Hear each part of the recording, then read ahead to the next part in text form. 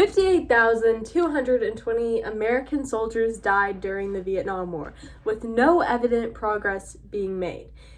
That came from the article Vietnam War U.S. Military Fatal Casualties Statistics. Consequently, this made the American people very upset, as you can probably think. Many people advocated for the withdrawal of American troops from Vietnam, and they expressed their hatred for the Vietnam War with protest campaigns and also through song.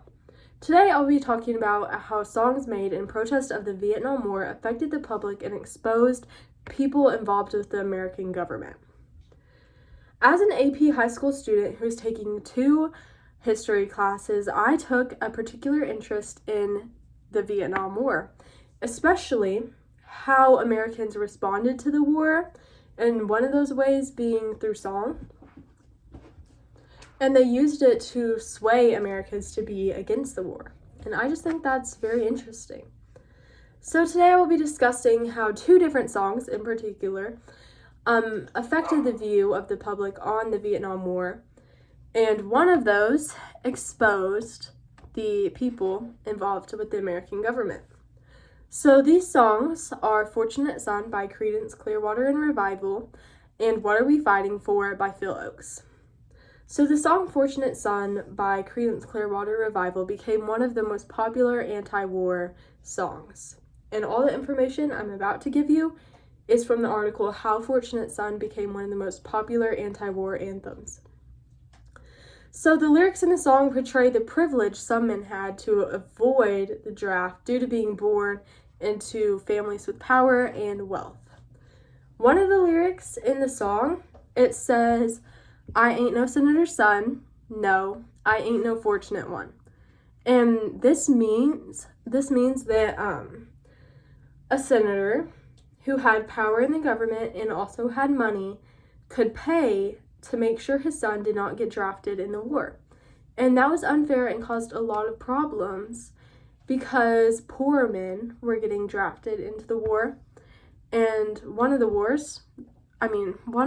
rules, like for being drafted, was that if you were in college, you didn't have to go off to war. So men who were poor already had a disadvantage, and this just made it even more unfair. John Fogerty was the man who wrote Fortunate Son, and he had served in the military prior to the Vietnam War.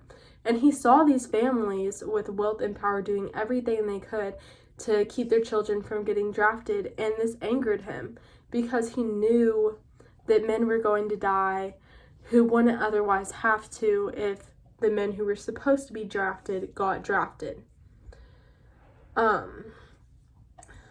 And the song was very controversial because obviously there's always 2 sides to every story. Some people did think that the Vietnam War was a positive thing, but many people did not. So this song hit home for a lot of the people who listened to it. And they already thought the war was a waste, but the lyrics exposed the unfair advantage that people had, and it encouraged its audience to despise the Vietnam War even more. The song Fortunate Son is still popular today with over 1 billion streams on Spotify. It's associated with American culture today, even after all these years since Vietnam. And that came from the article John Fogerty Classic Fortunate Son surpasses 1 billion streams on Spotify. Next, let's discuss the second song, What Are We Fighting For by Phil Ochs. So Phil Ochs wanted to capture, it wanted to shed light on the true tragedy of war and the fight for peace.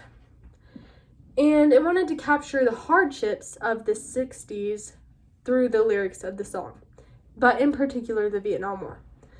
The 60s were a very hard time for America without the Vietnam War being thrown into the mix.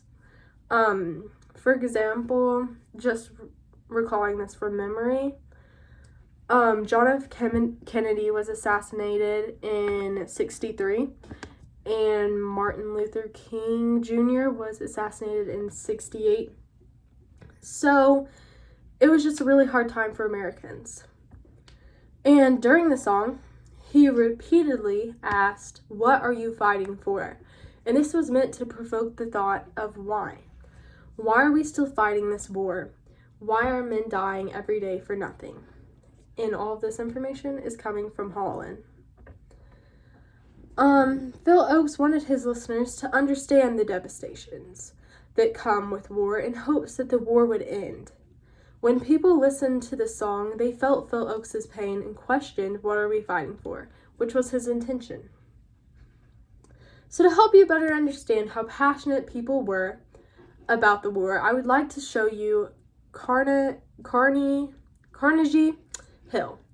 So Carnegie Hill was an anti-war music festival that took place on September 24th, 1965. That came from the article Maisenzahl and Peace. Over 4,600 people attended this carnival with 60 performers. Imagine how many songs were played with 60 performers. This is an image from it. As you can see, we have the band right here, and then we have some posters in the back. I'll show you some close-ups of these. End the war in Vietnam with some peace signs. So hippies were a popular group in the 60s, and all they wanted was peace. That's what they were advocating for, peace. So the Vietnam War really angered hippies, and it became one of the main things they started fighting against. During the Vietnam War, it was evident that music affected people's views on the war and brought people together in protest. No matter how advanced our society may become, music will always be a way for people to speak their minds. The Vietnam War is just one of the many hot topics musicians have covered throughout the history of America. I encourage you to listen to the songs that you're listening to and listen to the lyrics and really dissect those lyrics to understand the true meaning behind the song, because every song has a meaning, and it just hits so much harder when you understand what the artist is trying to convey to you.